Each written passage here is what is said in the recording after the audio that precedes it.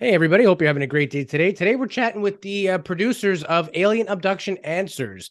And I found this movie unique because it's not just a story about aliens.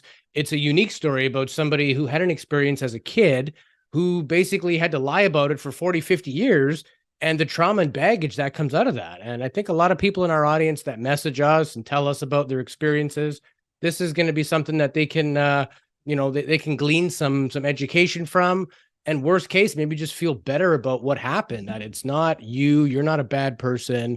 These things just happen. And I know, Jay, you're big on the abduction phenomenon. What did you think of the movie? I absolutely loved it. There's so many people out there that have had these experiences worldwide, and more of these documentaries coming out, even the Ariel School phenomenon and John Yost's story, and how he got involved in all of this.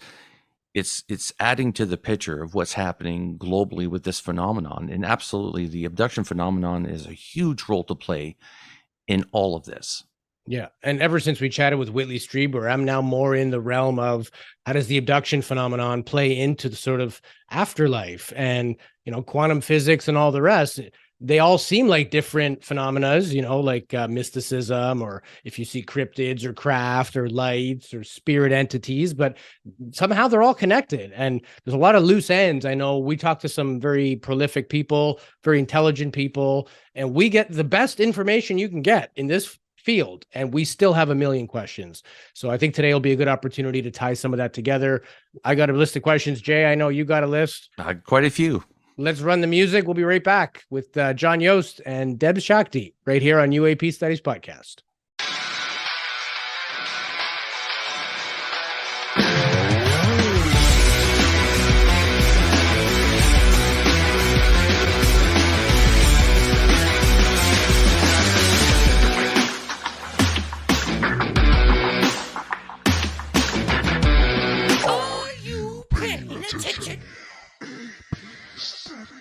Welcome back to another episode of UAP Studies Podcast. My name is Louis Borges. Joining me as always, my best buddy, Jason Gilmet.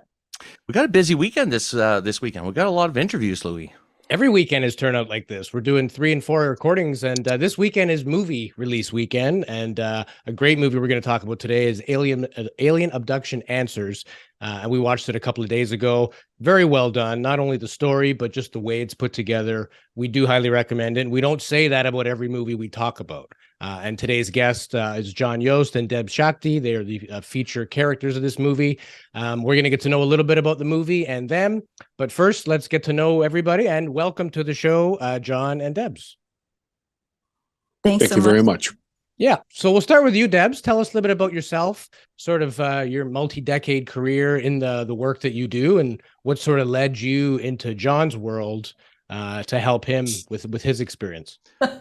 Wow. All I can say is I think we all agreed to do this before we came in. It just seems pretty evident. I know that sounds woo-woo, but I literally came into this life with a lot of gifts, if you will. I didn't know I had gifts. I thought I think everybody does have them. I just don't know that they're connected to them or remember that they have them or know how to use them. But I've had contact with extraterrestrials and other types of beings, all kinds of consciousness since I can earliest memories, and thought that was normal.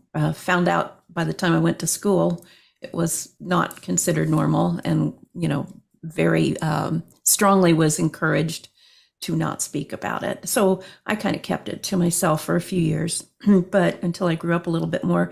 But I also came in with all the clairs, if you will, clairvoyance, clairaudience, all of those things. Very psychic, very telepathic, very empathic, and able to perceive and at times manipulate or assist energetic stuff that happens with the human or with other beings too. So I've led a really interesting life, had almost daily contact, and have some very intimate relationships with some of these beings, and they assist me in my work. I was always very interested in science and all the sciences, and also in consciousness and so forth. At a very early age, got involved with yoga and meditation and things like that. So these things all kind of melded together.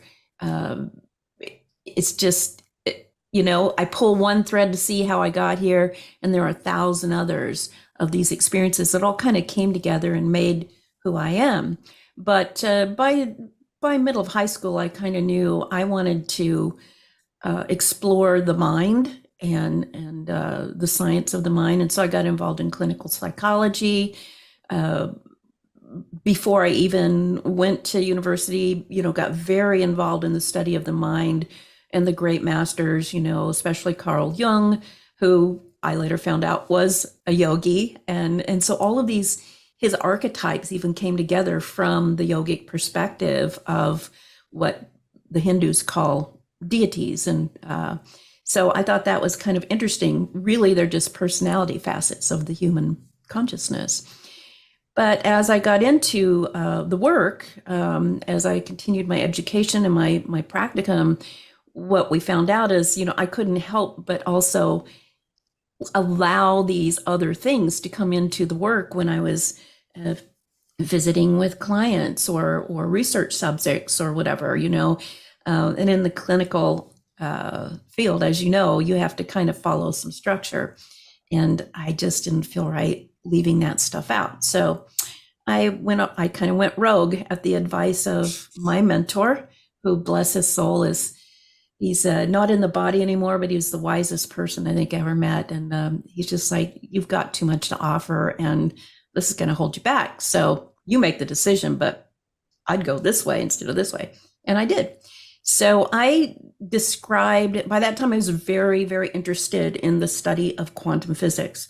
I found something that I felt like explained some of the things that I was experiencing in my own life. It kind of put the pieces together that were missing about how the universe is constructed, I think, and works. Do I have a brilliant mind that understands most of those concepts?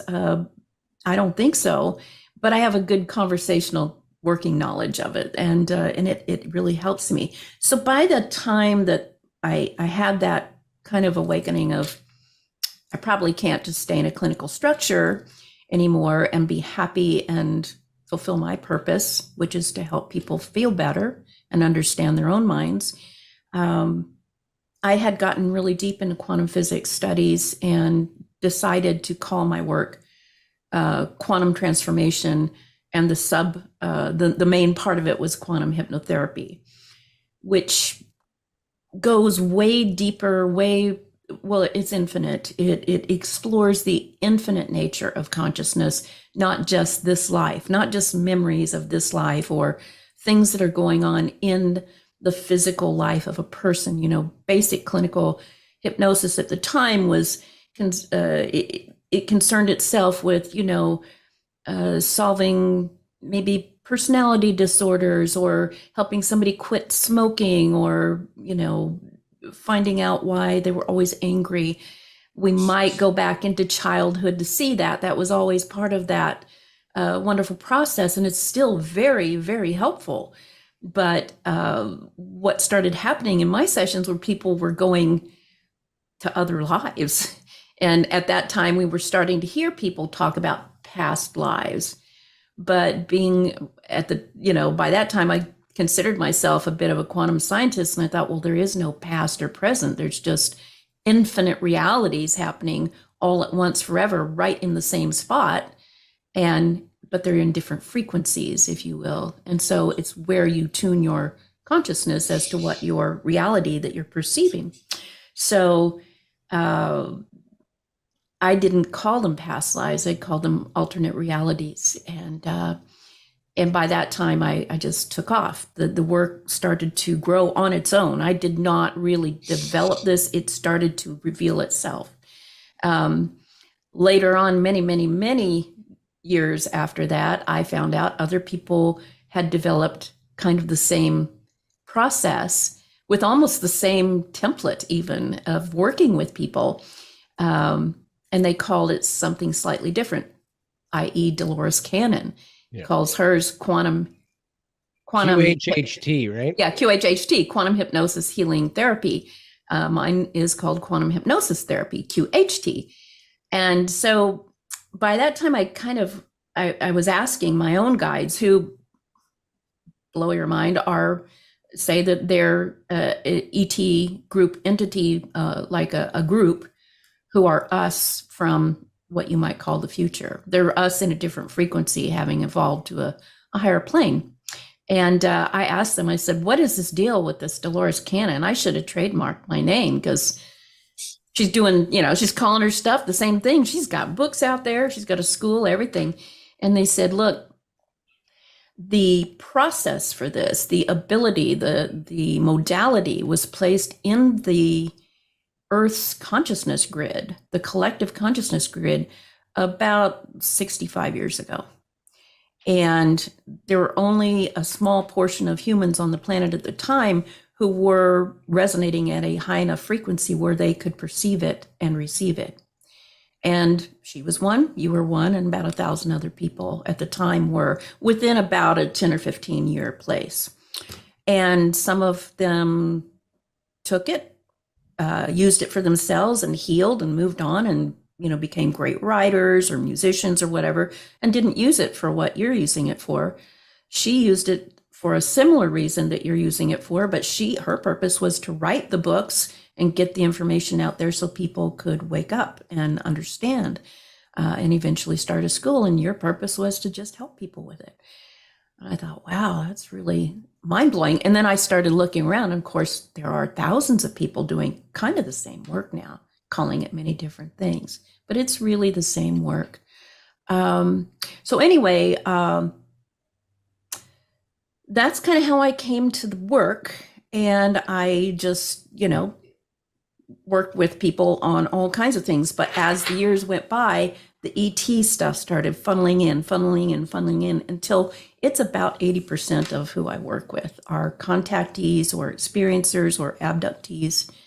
And by hook or crook, through a friend of a friend of a friend, I got into a meeting with John Yost about something completely different.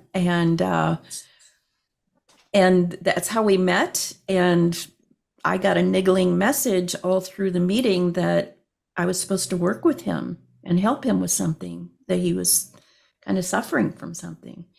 And I just, I rarely resist the voices in my head, but I did this time. I'm just like, oh, he's going to think I'm a crazy person. He doesn't know who I am. But eventually I did succumb to it. And I sent him a message and I told him, like, I'm supposed to help you with something. I can't remember how it was, John, but maybe you do. But he got hold of me right away, and he said, yeah. And so that's how we started working together. And that work eventually led to the film that you just saw that you like so much. Yeah. And John Yost, a professional filmmaker. This is a story, John, you lied to yourself and to others for 40 years and never really came to grips with it. And the film is very well done in terms of you finding sort of the courage to go there, and then the help that Debz obviously provided. So tell us a bit about yourself, and why did you decide to make this film at this point in your life? Wow. How do you follow that from, wow. I mean, I've heard of people eating their dessert before their meal, but you're going to be really disappointed in my story. Good thing you recorded it all, right? So it's a perfect. I was just going to say, listen, if she has gifts, I am giftless. I'm like a very boring guy. I lived a boring life. I went to school. I went to university. I ended up working with the U.S. Treasury Department and U.S. Customs. And I was a U.S. Customs broker, lived overseas, Germany, France a little bit, came back to the States, lived around the States, and did, very left brain money and transport and logistics business. And then after about 10 years, it kind of lost its juice. It became a job. Yeah. And I just didn't feel like I was living to my potential. And I'd always had this kind of, childhood dream to get into film and television. And so I decided right in the middle of my life to do that. And I can't tell you how many people had derogatory comments about that. Yes, they called me names that I would not put on the air. Anyway, But that was 30 plus years ago. And since then, I'm in all the major, arts guilds. I work around the world. I do television and commercials and films and long format. And this is my business. This is what I do for a living. As far as how this film came about, it's kind of a mishmash of things. Something happened to me when I was 7 years old. And I was told to lie about it. And I did throughout my entire life and bottled it in. And it was like, friends of mine would call me Iron Man, not because I was strong, just because nobody could get close to me, if you understand. And so the way this whole thing started was really, I was out on a shoot, a regular shoot on a place called Borrego Springs, California. It's very flat, very arid there, very desert-like. And we were out doing this night shoot.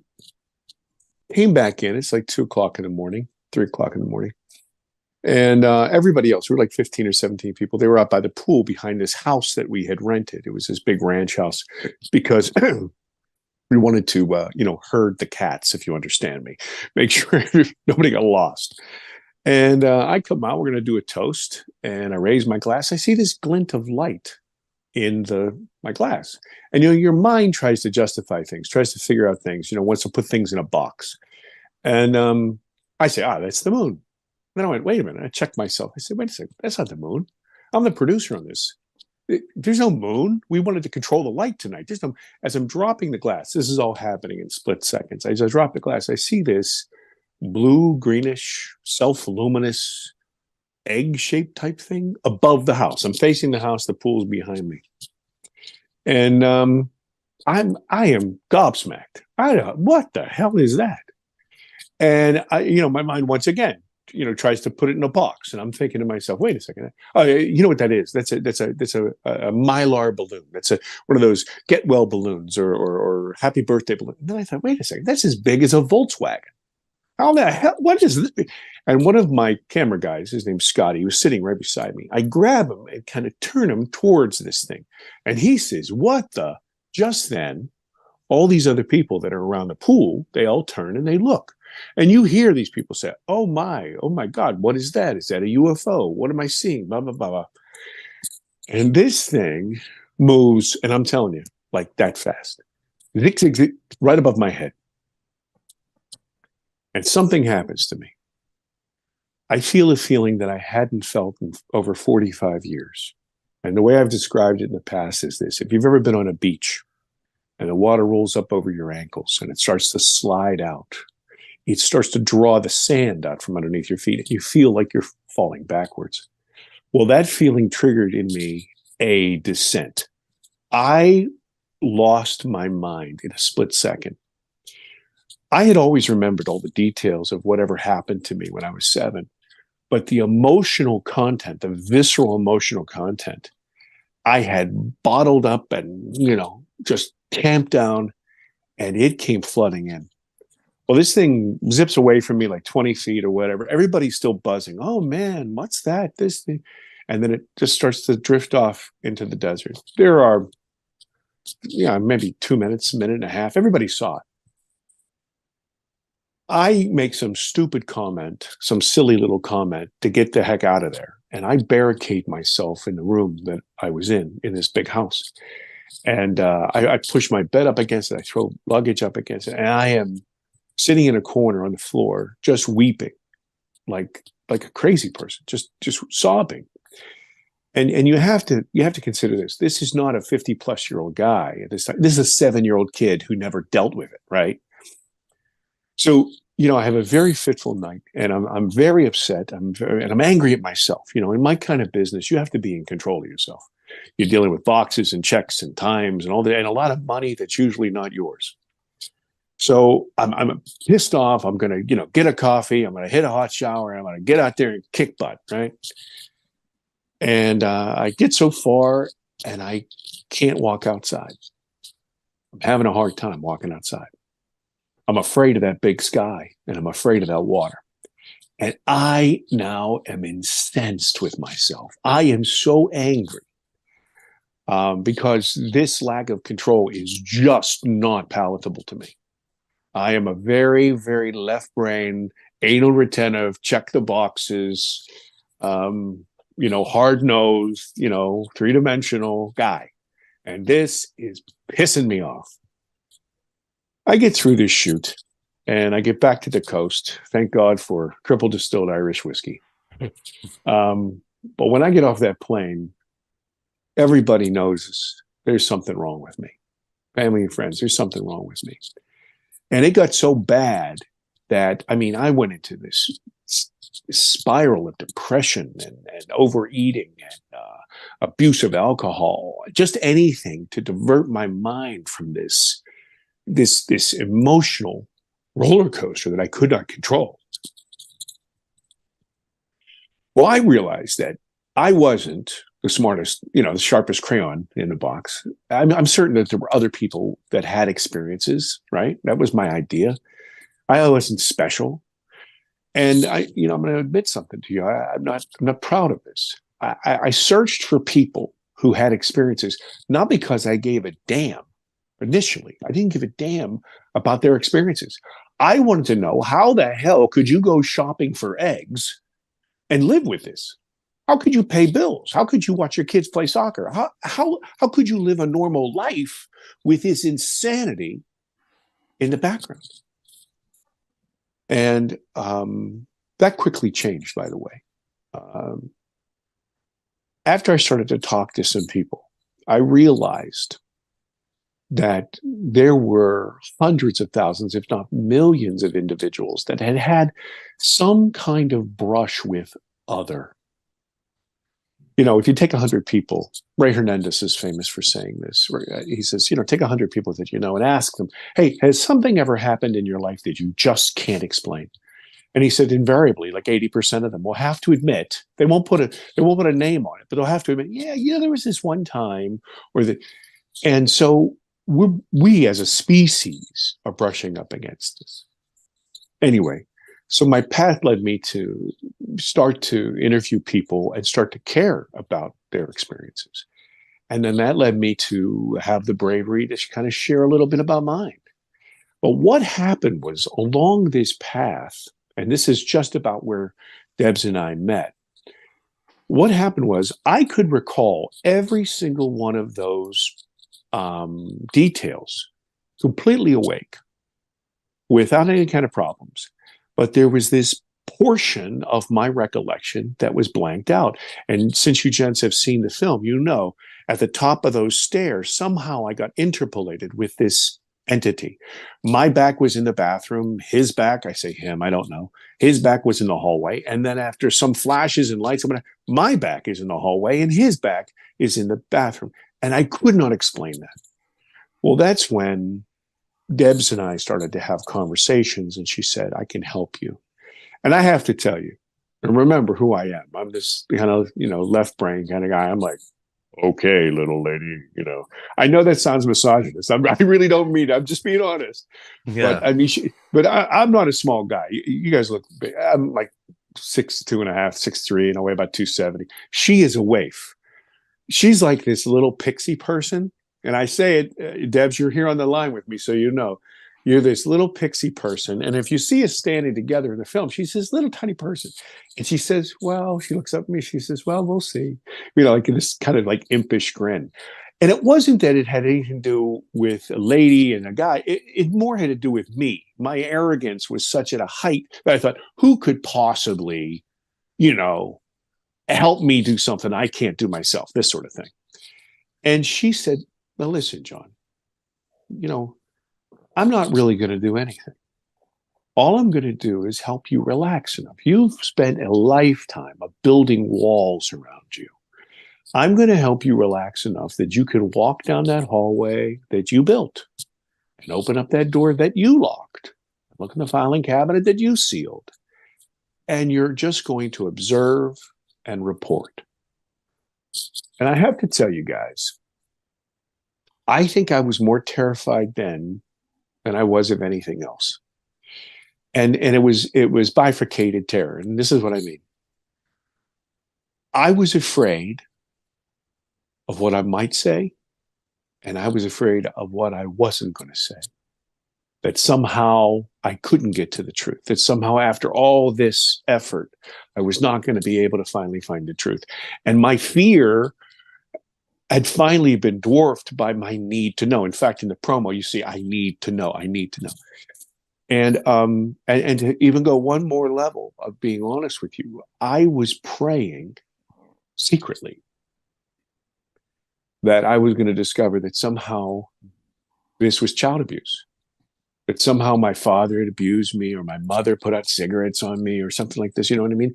Because look, in your audience, everybody could say, oh, poor kid, that makes total sense. And I can understand the trauma and this, but even as horrible as that is, that would have been nothing, and is nothing, compared to, hey, listen, I was abducted.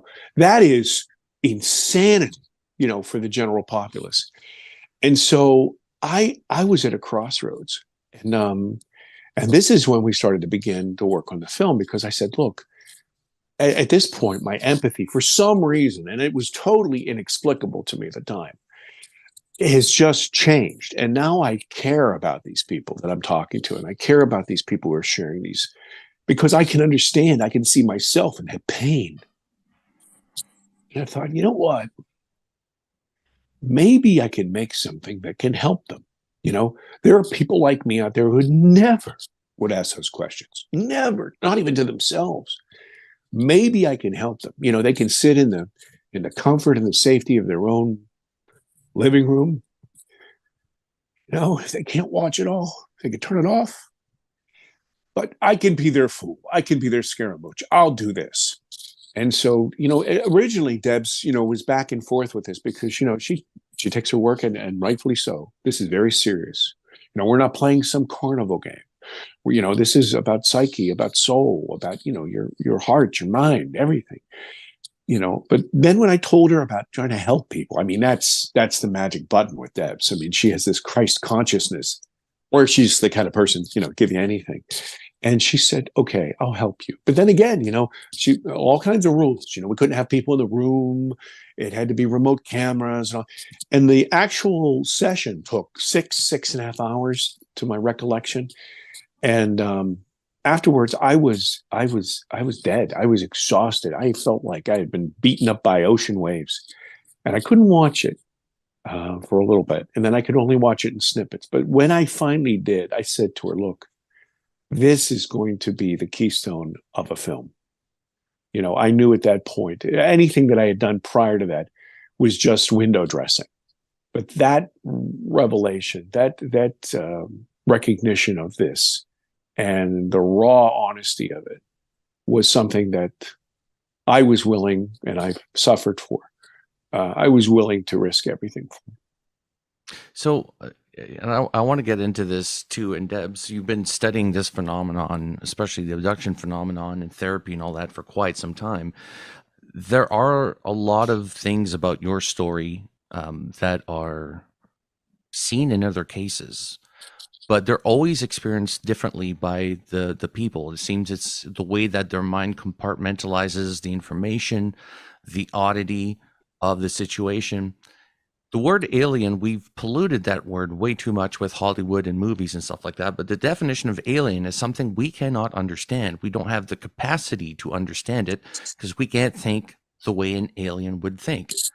So the experiences that we're having with these entities, and especially in your case, an abduction, causes the brain to, I don't know if that's, the screen memory keeps coming up, but we were talking with, what was her name? Mary Rodwell the other day, Louie and I, and she was mentioning about the screen memories as well, that there seems to be something that replaces the image or shock that the person had with something else. And John, in your case, that is what happened to you.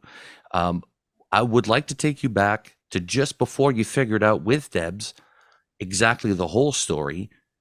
What was it like before? What was the movie clip that you had that was missing other pieces? Like, what was it that you were experiencing or remembering about this event when you were 7? Sure. I was 7. It was 1974, August. It was very humid. I was sleeping in my bedroom, which was on the second floor of my parents' home. It was very, very humid, as I remember. The windows were open. My family was not very wealthy, so we didn't have air conditioning or anything like that. I was awakened by an undulating hum or drone. I'll embarrass myself and imitate it. It was like, like that sort of thing. Waves? And yeah, just kind of, undulating. And I was ticked off. I'm a little kid. I'm tired. Leave me alone. Let me sleep. But I got up, cleared the sleep from my eyes, and went to the bathroom. And, did whatever I was doing in there, poured the water, and it ran for a really long time. And I remember being confused by that, but whatever. And I turned off the water, and I went to the bathroom door, and I opened the door. And there, standing in the doorway, to my 7-year-old eyes, was a character that I had seen 1,000 times on television.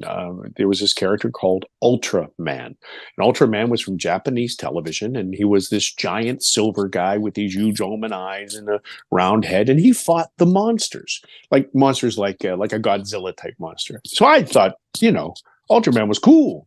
He was my buddy. I said, wow. But the difference was this Ultraman was my size. And I was the smallest kid in my class until, high school. So this was a tiny little Ultraman. And we got very, very close. And when I say close, I mean like nose to nose, very intimate. And then something happened, and I felt that floor drop out from underneath me. And I became terrified immediately. And then I saw all this big flash of light, and all of these lights, like blue and green and yellow and magenta, like spinning really out of fast, like I was on a carousel, way out of control. And I'm fighting, for my life. I'm flailing like a drowning man, right? And as I come to, I'm in the middle of this fight, but something strange has happened. I am no longer in the bathroom. He or it is in the bathroom, and I am in the hallway. And I go to swing at this guy. And I say he again, he raises his right hand and he touches me on the shoulder, my left shoulder. And it's like a wave hits me in the shoulder and the chest, and I fall. And that was the point. I mean, I could go on to the story, but that's really the specific answer to you. Right. You have a scar on your shoulder, do you not? I do to this day, sir. Yeah. Yeah. That was interesting to see that in the film. And one of the things that you brought up when you started to get these memories back was one of your visions of where you had been taken. And you described almost like a cavern with stalactites. And that was very unique. We've talked to so many people that have had experiences. Nobody described sort of a land place. It's either celestial or it's like a craft with an examination table. But maybe talk a little bit about the things you saw, like that looked like sort of, like stones and rocks and stalactites. Like that doesn't seem like outer space. Sure. Well, thanks to Deb's help, I was able to go back to that night and travel. And first of all, that Ultraman, as you know, was not Ultraman. It was more of like an insectoid type of creature. It was dark brown and had some sort of an exoskeleton, and it had antennae that weren't like exoskeleton, almost like they were truncated antlers. And they were using them to coerce me, literally pushing me to comply. And that was why I was fighting. And I also realized at this point in the abduction is that this was not the first time this had happened. This is why I was fighting. Anyway, that flash, I don't know how, by what mechanism, but I was transported into a subterranean place. And this place was absolutely colossal. The way I explain it is, if I took you out into the middle of a stadium at midnight and there was nobody there and I turned off all the lights, that's kind of the expanse that you would feel. And I could smell and feel the moisture in the air, and I could see stalagmites and stalactites, so I could tell that I was underground. And at the very apex of what seemed like a huge dome above me, there was this irregular hole. It wasn't perfectly circular. It looked like maybe there was moss or something hanging down from it. And there was a light up there, but it wasn't a direct light. It wasn't like a spotlight. It was kind of off.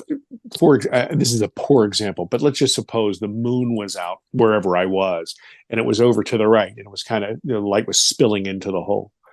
And in this cavern, there were other entities, and we did a pretty decent job, and our special effects guys did a pretty decent job recreating them.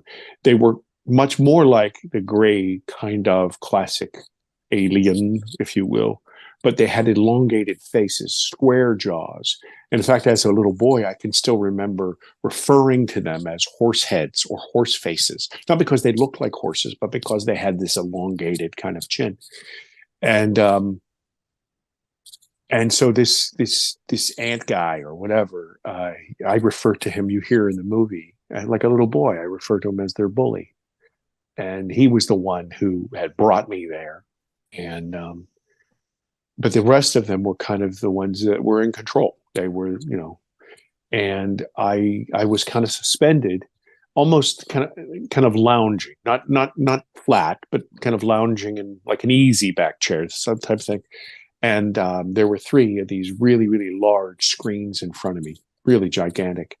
And all of these pictures, nonsensical pictures, blurry pictures, whatever, but they were moving at an extreme speed from right to left. And I remember also, this is a silly little detail, but I remember being ticked off because, I've always been like me. I'm always boxes and, and left brain. And I was learning, kids say they don't know about this, but I was learning how to write cursive language, right? So, of course, we speak English, and so I write left to right. So they were doing this right to left, and I was mad because they were doing it wrong. This is my thinking as a little boy. And the pictures weren't the message. The pictures were in pictures which were in pictures. I don't know if you've ever seen a representative of this. The only time I ever saw something like this was when I was walking the malls in the 90s. They would have a picture of, say, like Abraham Lincoln or the Queen, right? And then as closer you got to it, you could see that the picture was made up of 100 other pictures of the Queen in different poses. But as you step back, it was the composite, and the composite was the Queen. But the message, the information that was being pushed into my head or downloading it was between. They were inside those pictures, inside those lines. And so, yeah, I'm an Irish guy, so I could talk forever. I'll just leave it there and ask another question. Did you ever get a sense of what that message was? Like, did you make sense of it as you grew older? Yeah, there's like I said, this session, I didn't make sense of it. To answer your first question, I did not make sense of it, and I only through Deb's help and reliving that whole thing was I able to start to wrap my arms around it and start to digest the information. And towards the end of the film, as I said, the session was 6.5 hours, and probably in the film, and there's only about 15 minutes of it. There's a lot to it, but part of that was that within my lifetime, there are going to be a series of events where these discussions that we're having are going to be moot. It'll no longer be, oh, well, is it the Russians? Is it the Japanese? Is it this? No, we're going to know that we are not alone, that this is, and nobody's going to be able, beyond all peradventure, no one is going to argue that sentient point. No, we're going to have plenty of arguments about the source and their intentions and all that stuff, because that's who humans are. We love to fight, right? I mean, go to Twitter and say, happy Saturday. And you'll have 1,000 people who will fight you and say, what do you have against Friday? And then you'll have another 1,000 people who will say, you're a Sunday denier. And we're fighting about nothing, right? I identify as a Tuesday. Yeah. Yes. So we'll fight about that, but there would be no more questions about, okay, we're the only intelligence in the world. No one will have a dog in that race, if you will. And also that it will be a war for the soul of man. And I don't mean that as a sexist. I just soul of humankind. And what this is really is this. I've said 1,000 times, if I've said it once, that my film is not about the bright, shiny lights in the sky. Yeah, it's part of the sentence, but it's more about you, me, us. It's about consciousness, our soul. It's who we are as a species. Because watch this. When those bright, shiny lights in the sky blink out, there's just us left, right? We collectively as a species are going to have to make a decision. We're going to have to decide to engage. We're going to have to decide to fight. We're going to have to decide to negate. We're going to have to decide to ignore. It's not going to work with 2 or 3 of us. It's not going to work with, the community. It is a decision, all of us, or our governments. This is why disclosure being held in the hands of governments or people thinking that's going to be the case is just it's so unwise. It's so unwise. I'm sorry. I just got a call there. I apologize. And so it's just so unwise because this is a calling card for humans. This is time for our adolescents to kind of be weaned away from us and us to become an adult about this. And as you guys know, I mean, look, we're all middle-aged. I'm older than you, but so as the old guy in the room, I'll just say this: adolescence sucks. You go through the ugly stage, you make all the wrong mistakes, and you say things, and you think that you're full of it, and you think that you know everything, and look how wise you become as you get older. So this is where we are as a species. Debz, I wanted to ask you about your technique, the quantum hypnotherapy. And a lot of people we've spoken to have had hypnotic regressions. There's varying methods, as you alluded to earlier. But what specifically about quantum hypnotherapy is different and that can bring out such an emotional response from somebody as opposed to just regular hypnotherapy that somebody might use, like you said, to quit smoking or whatever? Maybe you could touch on that a bit. Yeah, well, it's kind of esoteric. And at first, most people, when they hear about it, think, oh, that just can't be. But as I said, I've been a yogi all my life as well.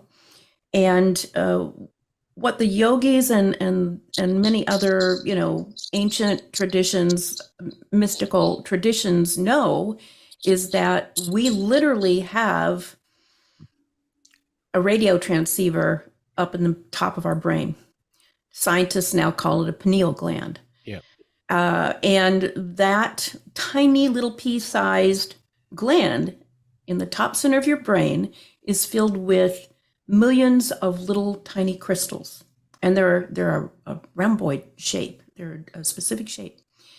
What I learned and put together with the quantum physics part and the hypnosis part is that if you do certain practices that have been passed down for eons, and I think probably predate humans, by the way, if you do certain things, you activate that thing. It's always on, but it's like on sleep mode in most humans. If you do certain practices, some very specific types of breath work, some sound technology, what yogis might call mantra, or doing something with your voice, and you do certain things with your body, which are everyone can do unless you're totally paralyzed. Anybody I work with can do this. If you do these things for even a short amount of time, and you do it with intention, the energy in your body, you literally pressurize your body, oxygenate it, you energize it, you harmonize the cellular material of your body. Your body's mostly water. And we know if you put electricity to water, it starts to do some things, right? Or electricity to certain things. So if you do these practices and you do them with the intention, I think intention helps because we're working with consciousness, not just with the quantum field. If you do these things, you literally light that little thing up because the little crystals inside the gland become pressurized and they start to vibrate and they start to oscillate. And then all the cells in your body, which also contain crystal material, all the water has crystals in it, they all start to vibrate in coherence, what we call quantum coherence. When that happens and you apply some pressure by holding your breath and squeezing your muscles, all that energy goes up there and it pressurizes those crystals and causes what we know as the piezoelectrical effect. It is the thing that runs every one of your electronic devices. It's the thing that ran the very first radio. They used to call them crystal radios for that fact. So this little thing becomes energized, and it starts to not just open up to other frequencies that we normally can't hear or see or perceive, but it also transmits. So it's a transceiver. It's not just a radio receiver. It is a transceiver. It's a two-way thing. And when we do that, we are very able, and the person's in a relaxed state. That's where the hypnosis part comes through. We put all these things together at the beginning of the hypnosis session proper. Suddenly, you are able to go to any one of those alternate lives or even any scene in the history of history and see it clearly, and not just see it, perceive it, but feel it and taste it and smell it and understand it. And that's why it's so powerful. As John mentioned, when he was in that cavern place, he didn't just see it, he smelled it. He felt the humidity. He felt the air pressure, the barometric pressure, all these things.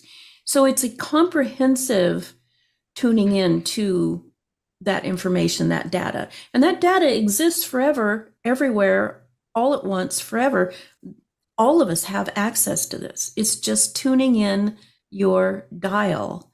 And the way you do it is to get relaxed, which is my job, to help the person get relaxed with, my voice and a little bit of guided imagery, definitely, having to gain rapport with the person. But this practice is what makes it, this breath work, this sound technology, using of the voice, squeezing of the muscles, just for a few minutes together, literally turns that on and allows us to go anywhere we want to go. And, so people might go to the future, or might go to the past, if you want to call it that. They might find out that they exist somewhere as a beam of light, or as a mantis being, or as a frog, or, who knows? Every time I think I've heard and seen it all in these sessions, something new happens, and it's the most fascinating thing. But that's what sets it apart from the other types of hypnosis. The other piece is often, almost every time, the person's kind of highest level that they can get to, we call the higher self or source self, or, everybody has a different name for it. It comes through and it ties everything together, and we can ask it questions. And if you see in the movie, you literally see John change from the John who's sitting there relaxed and answering questions. He goes from being a 7-year-old boy to suddenly being this very authoritative, knowledgeable, super wise being with the booming voice and the big body, giving forth wisdom that puts it all together. And there's just a little piece of that in the movie, but I can tell you it was one of the most profound sessions I've ever had, where I was very, very honored to speak with someone's higher self, with the God part of themselves. There was so much that was said. I'm glad it was all recorded. Hopefully it'll be used somewhere else, little pieces of it. But it literally changes lives, because when we go there, then healing happens. When you know something and it's clear to you, and it's maybe with its help has been explained to you a little more fully, so that you can tie everything together, the fear-based energy that has surrounded something, or the confusing energy, it's just not there anymore. And what gets replaced, and this is the other important part that I think happens in these sessions that often doesn't happen in clinical sessions, is there's always a call to action. There's always something that is brought out for the client, like they know their purpose, or they get a little nudge to do something completely different than they've ever done before, that sets them on the path for what their purpose is, what the yogis call their dharma. And for me, that is one of the most profound things a person can do in their life. If you don't know what your purpose is, you can just kind of wander around and do this and that, and it's okay. But when you're on fire with a purpose, like John is, your life takes on a whole new layer of meaning. And I believe that's what this work is all about. So that's what makes it different. Long answer to a short question. No, amazing. Well, I was surprised because in the movie you had a Roper poll. I think it was 1991 that said average 1 in 50 people have had an abducted or an abduction. That would be roughly about 6.6 million U.S. citizens. That's not global citizens. That's just one country, right? So if that's the case, and even all the sightings that we have throughout the world, I know that, you could eliminate 95% of them as being, common things in our skies, but it's the 5% that remain that we're really interested in. What is fascinating about this is that maybe about a quarter of all sightings usually involve some kind of interactions with either the craft or the entities of the craft. So there's a lot of sightings, but a lot of people have had these experiences, John, like yourselves. They just don't remember it. And those of you that have had these experiences that are able to remember it and that know something went there, it's almost like it wasn't intended for you to remember, but you do. Like part of your brain said, capture this. This is really happening. Your 5 senses kicked in when you were taken. So you were aware of the situation because you mentioned a smell. Have you ever smelled anything like that again? Like anything close to the smell that you smelled that night? This is probably a red herring, but we had to recreate that cavern. And we went to a place in Pennsylvania called Laurel Caverns. And they're very, very extensive. And we set up, and at this point, I'm really living an emotional roller coaster. Moments of complete elation, and then moments of complete desolation. Just because I realize at this point that this stuff is real, and I am documenting it, and I make this little joke. I say, look, this body is not the result of one double whopper. It's years of abuse, right? So my trauma was not based on one single fabrication or one single lie or one single experience or one single, obfuscation of the truth. This was an entire 45 years of whatever concentrated, and so healing from it is a different thing than saying, okay, well, I got it, just rub dirt in it, take a lap. So I got to a certain point in those caverns and I scented that smell. I could not go in. I literally had to give up my director hat to somebody else to capture. I mean, I had laid it all out about the scenes we wanted to get, but I could not walk in there. And just yes. So the answer is yes. I'm sorry. So how do you deal with the question of why me? And I know that's difficult as a 7-year-old kid, and especially as an adult. I've never gone through that, but I could imagine there would be some anger, like, why me? I was just a kid, and now I have all this baggage I have to deal with. So how did you sort of come to terms with that? And did you ever have those feelings yourself? Well, that's like everything is a multifaceted answer. I say in the film, I wondered sometimes, was I being punished for something or being blessed? I didn't know. And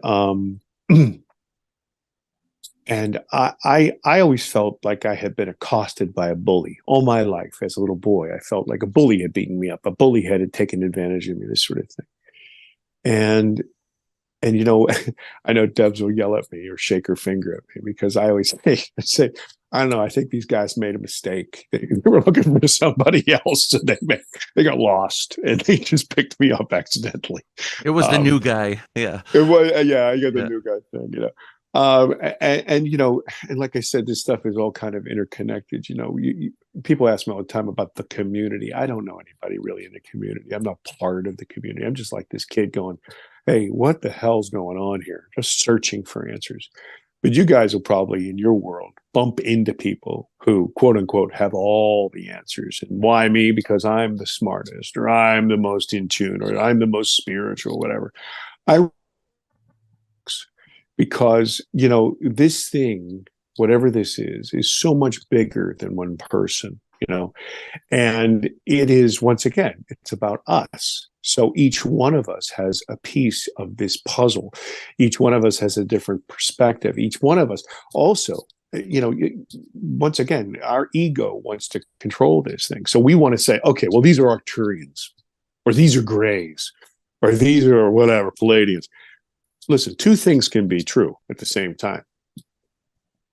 I can have black hair and gray hair at the same time. That's a fact. Okay, so we are dealing with many different facets of this thing. You know, if you take the premise that life is prolific throughout the universe, then you can't just say, yes, it's prolific, but only when in regards to me, right? Because my mission is this, and it trumps everything else. It just, penultimate to, and for me, why me? I swiftly, during the work of this film, I swiftly learned it had less to do about me and more to do about us. Because once again, it's not that I am destined to become this ascended master or some crap like that. It's about us collectively. I've used this silly example many, many times before, but you've heard this analogy where they take three people, smartest people on the planet, they throw them in this dark room and they say, "Hey, what's in there?" Somebody says, it's a whip. No, it's a spear. No, it's a boulder. And you turn on the light, it's an elephant. Okay. But watch this. It's always the nuance that bears the wisdom. Okay. It's not the facts. The facts are blah, blah, blah. But wisdom is in that pudding, right? These three people are the smartest people we know. So we know that they're not playing some game. They're really giving us their observations. But what are they doing? They're handicapped because their senses can only detect so much of this thing. They're only able to wrap their arms around so much of this huge thing. And they're only able to digest with their intellect so much of this thing, right? And then they're using a clunky medium of language and trying to convey it to somebody outside that room who now has to translate in their mind and say, "Oh, well, you mean this, or you mean this." Here is the moral to the story. Who is telling the truth? Well, they all are. But what is the truth? The truth is the collective. It is all of our answers put together and sifted because there are erroneous, representations there. There are people, I've teased back and forth with Debz. I've met a few mermaid people who want me to be the mermaid king and have their mermaid babies. Okay. But by and large, most of these people, and you see it in the film, these people are people that you relate to. You see them. Their mom and dad and the guy who owns the shop down the street and the person who's a teacher or a welder or whatever. And they're just dealing with something that is so outside the realm, and they are dealing with it and using the language and tools that they have.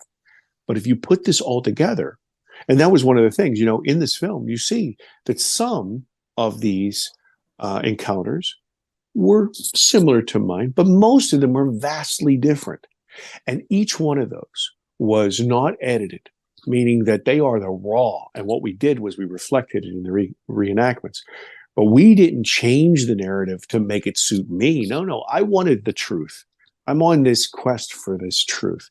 And that's really where all these roads lead. And I think, honestly, if you break it down, even those people who, scream out their own name during sex, "Oh, me. I think really at the bottom line, they want to know the truth. But the truth is just bigger than what we can conceive and wrap our arms around. We have to. That's why the film ends in kind of like an open-ended sentence as opposed to a conclusion. I've gotten a lot of trouble by people. "Oh, you're the answer man." I said, you missed the point completely. It's me looking for the answers. Right? Yeah, and not so having this the is answers. Yeah, and so I'm still looking for those answers. I think it's difficult. People, and we were chatting about this before the show, and Whitley Strieber was sort of in your movie as well, and we Yes, interviewed him last week. And again, it's weirder than you can think when you start asking Whitley Strieber about that. But we got a lot of really good feedback. I thought we were going to get our heads ripped off because normally we're science and as fact as we can. We don't really go there, but I think it's people's wanting to make sense of the crazy stuff that happened in their life. And who better than to give you something to kind of mentally chew on than somebody else who has an equally crazy story. And it's like, well, I don't know if I believe that, but nobody believes what I went through either. So it's kind of like we're all safe. Nobody knows. But I do think there have been people that I think started this whole topic with good intentions. They're now kind of claiming that they have the only legitimate videos, or it's only on their show that disclosure is going to come. And we joke around and call them messiahs of disclosure, but it's really not going to happen that way, right? We all need to kind of bring ourselves down. And we're talking about a phenomenon that is above us, both physically, mentally, spiritually. So we really are the ant in the picture. So how do we get an ego about that when we're discussing how small we really are, you know? But what are your thoughts on, maybe mention why Whitley, and what was it about him that you wanted to capture in your movie? Sure. Well, Lewis, I'll just say this. I often think of, this term original sin. And I think what original sin really is our ego. We keep tripping over it because we want to put things in a box. We want to name it, and when, if we can do those things, then we're not afraid of it. We control it. Right. And that's exactly the way I was. As far as Whitley goes, I experienced the film myself two ways. I experience it as the person it's about in many respects, and as an experiencer. So I feel the visceral feel of the tug and the pull of the emotions. But I also view the film as a filmmaker. I'm not somebody who said, "Hey, I had a story. Let's make a film." No, I'm a filmmaker and a TV show maker who said, "Listen, this story has to be told." And so when I saw it, it was unbalanced. It was too emotional. I thought, you know what? There's a rhythm here that needs kind of a counterpoint. And to your point, where you say this man can, he can really take all of this raw data and kind of encapsulate it and kind of synthesize it into a way for us to have perspective. And I needed him. And to tell you the truth, as I stated before, I had no context in this world. And, thank God, once again, for Debz Shakti, who I refer to as my guardian angel, because she has saved my bacon so many times, personally, as somebody who was struggling with this, but also as a producer in our film. I invited her to be a producer in our film after she had made so many contributions. I'm like, son of a gun, you have to have some recognition, for all this work you've done. And so maybe that's a better question to ask Debz, how we got to Whitley. Well, again, it's good to have friends, right? Yeah. A friend of a friend of a friend I knew was good friends with Whitley and had become good friends with Whitley just recently, because this is how convoluted all of this is, because that friend who became Whitley's friend was involved in what we know as CE5, Close Encounters of the Fifth Kind. It's kind of a process that's been popular now for about 25 years, human-initiated contact, where people get together, they do some of those practices I was talking about, some breath work or some meditation or whatever, and then they hold a group intention to have contact with extraterrestrial beings. So this friend was Mark Sims, and I knew of him and got to know him through another good friend who is in the film, Kimberly Porth.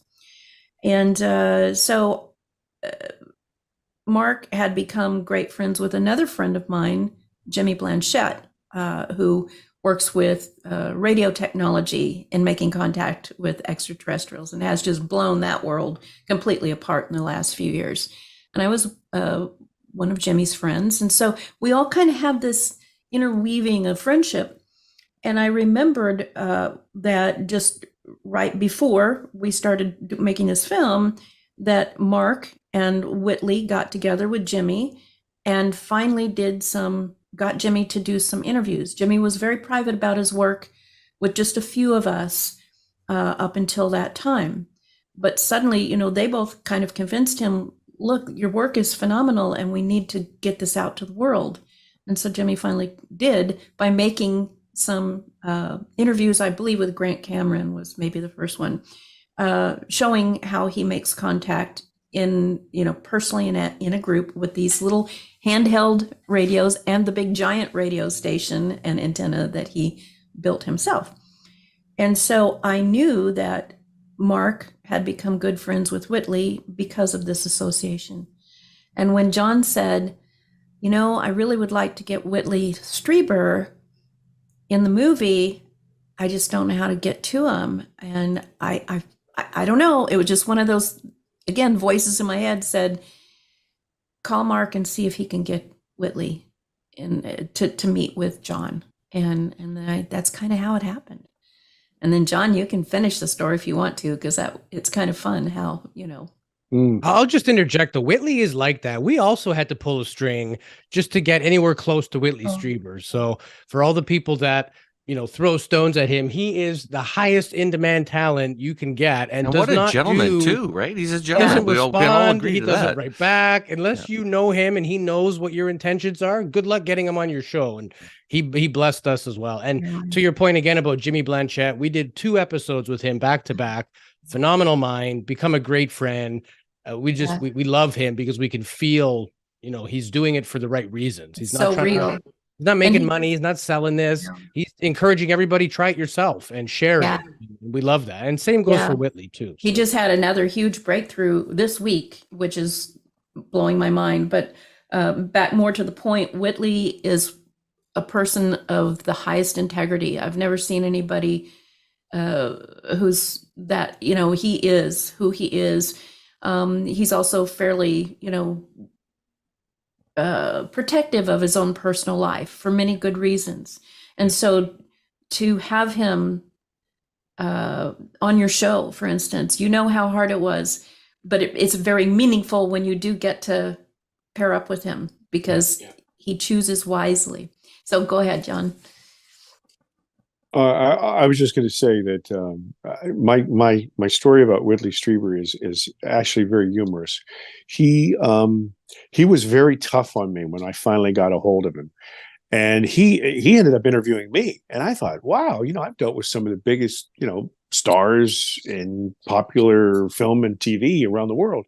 I wasn't really sure why I was getting this kind of feedback from him, but then after some time, I realized that he wanted to make sure that I was not one of the mermaid people. I keep saying that, poor mermaid people, God bless them. But then after that, I said, listen, sir, what I'm going to do is I'm going to send you all the questions up front. And so he thought that was a good idea. And what I did was I went out and I literally purchased every book that he had ever written. All the fiction, 50 of them.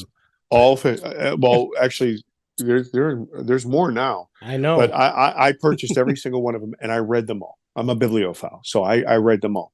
And then I came up with 63 questions and I sent them to him. They were all 63 paragraphs. And I said, sir, if you find anything that you take umbrage to, please take the big red pen, whatever. To his credit, he said, John, he called back to me, he said, John, some of these questions are pretty, intense. I haven't been asked some of these questions. He said, I approve these questions. So this is fine.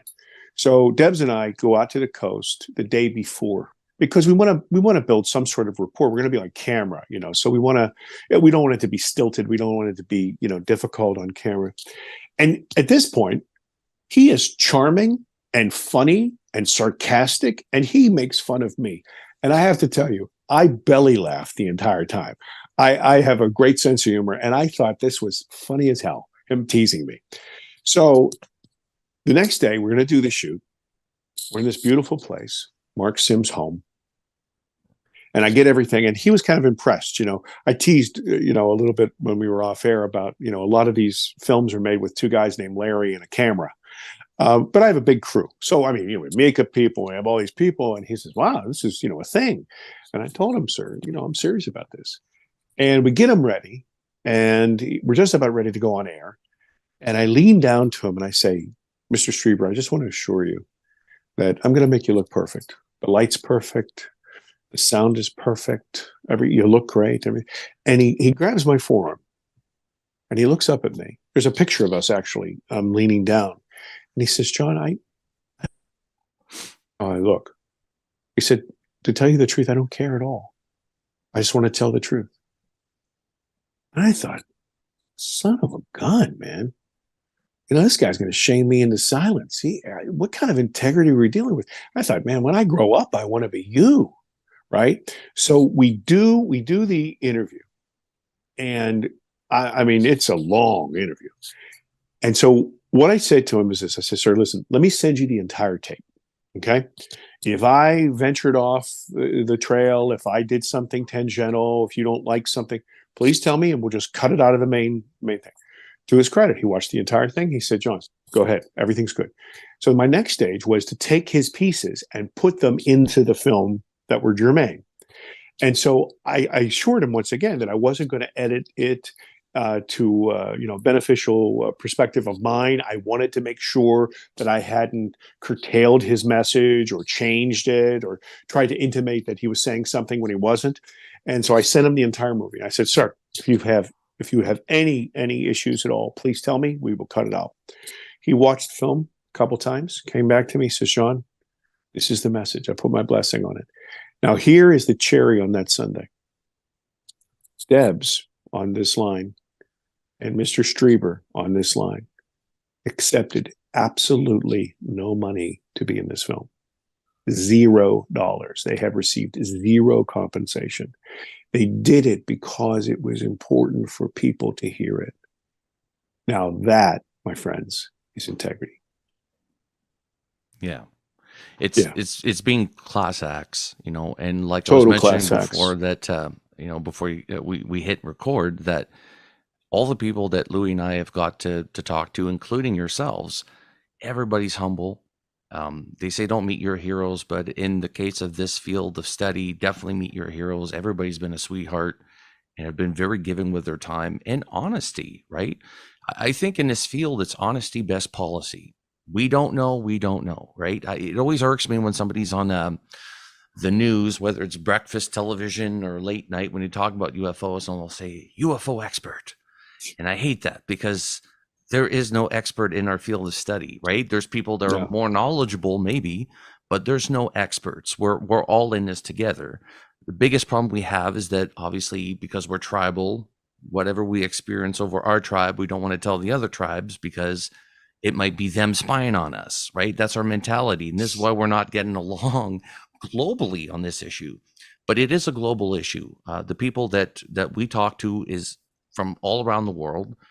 Everybody's having the same amount of phenomenon happen in their necks of the woods as the United States. The United States has taken, because it's the United States, it's sort of taken, everybody's looking at it like, okay, well, wait till you come out and tell us that you're having an issue with this too before we come out and speak about it.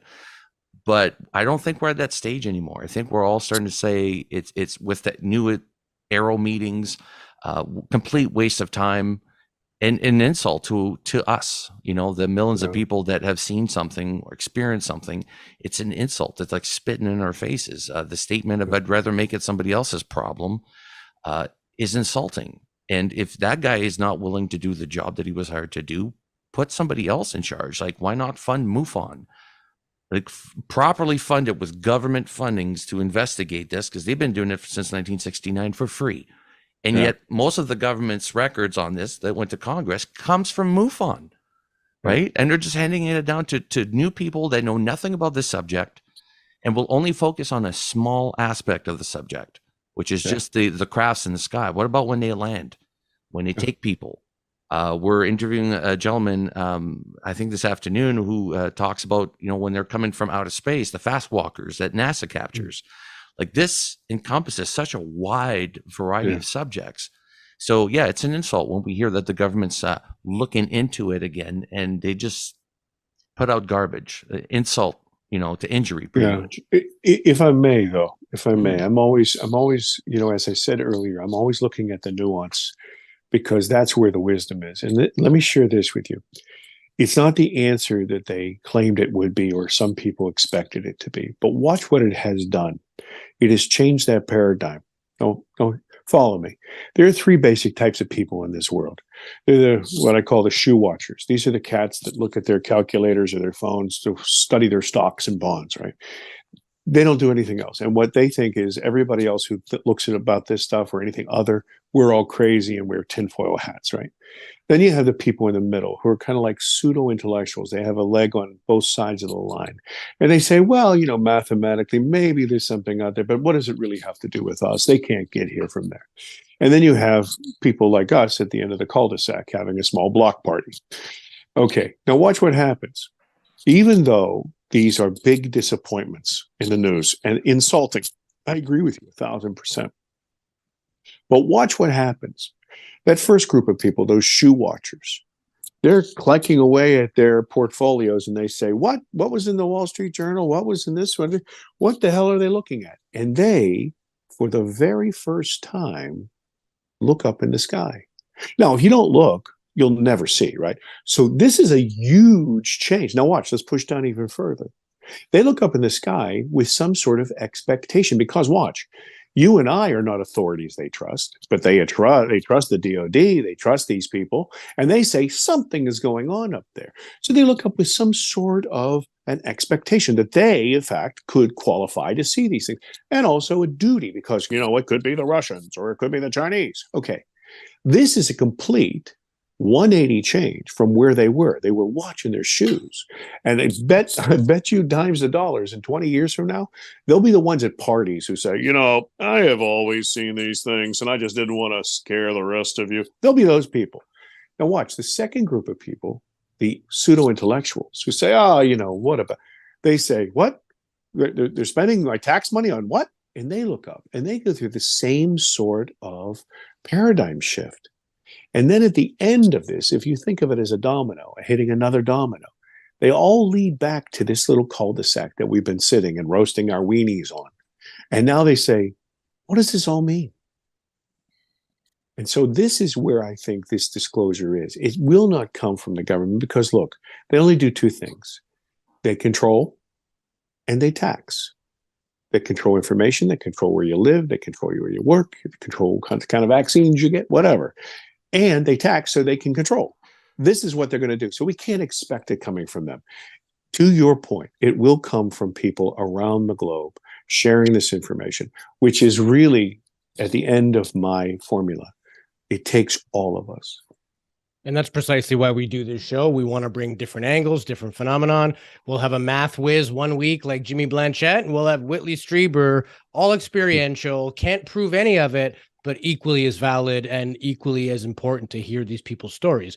Again, True. We are poor observers and big egos to say that, well, if I don't have proof, well, who's proof? And if you did have proof, you probably wouldn't agree that it's proof, Like if the president came out right now and said aliens are real, half of the people that don't like him would say, oh, it's just an agenda. So it wouldn't even work. The kind of proof we're seeking doesn't actually exist. And if you don't come at it from the right perspective, very quickly people start to see your true intent. And I kind of like the fact that the people who have made all the noise of I know everything, they're getting roasted right now in the world of social media. As they should. The community is dealing with its own nuisances. And I'm very happy of that.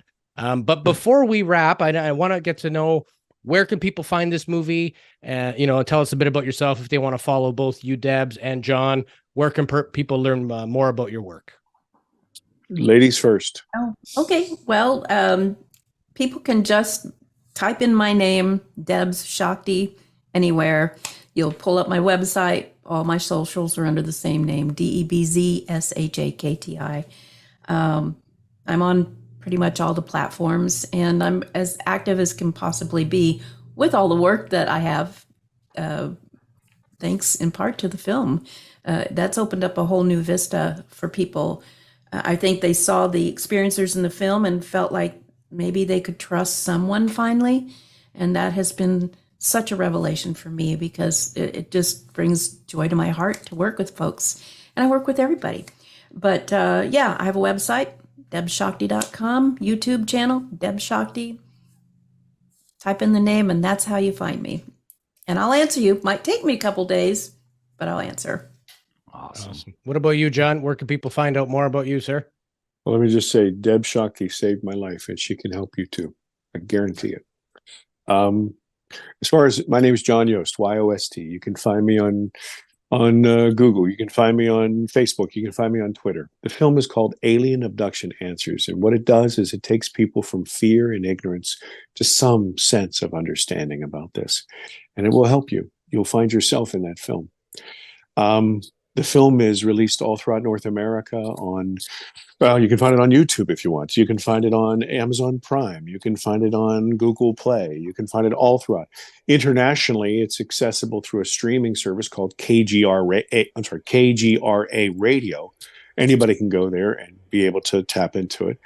In addition to that, we're opening up markets in the UK and Australia and Romania and Germany and Spain. And Debz doesn't even know this.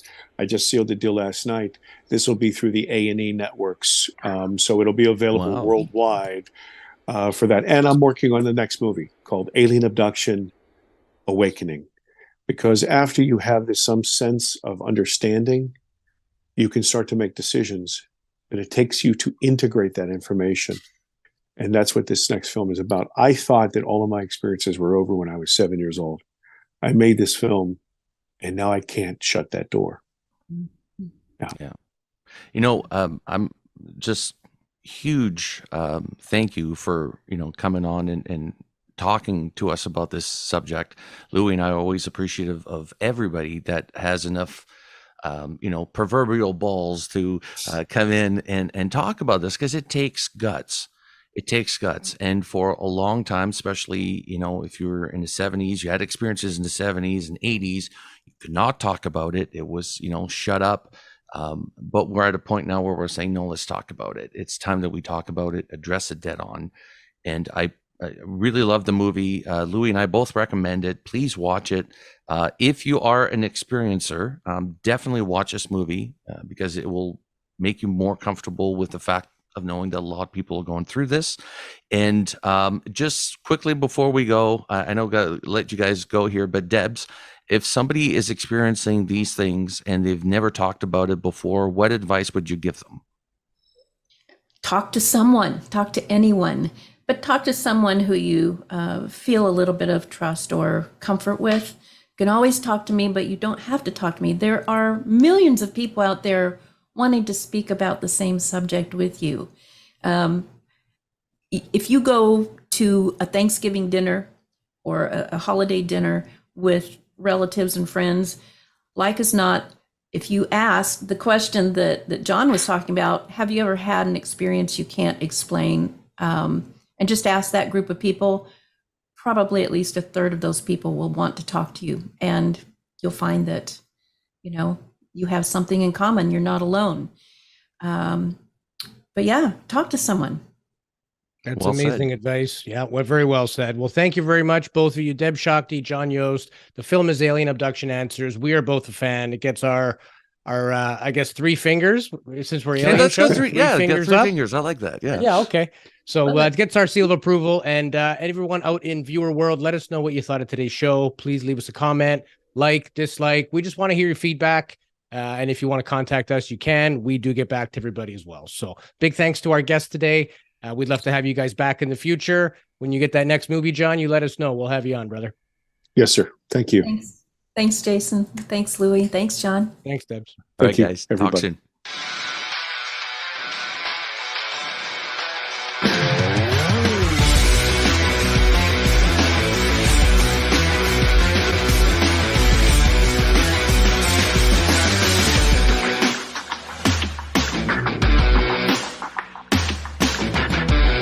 Are you paying attention?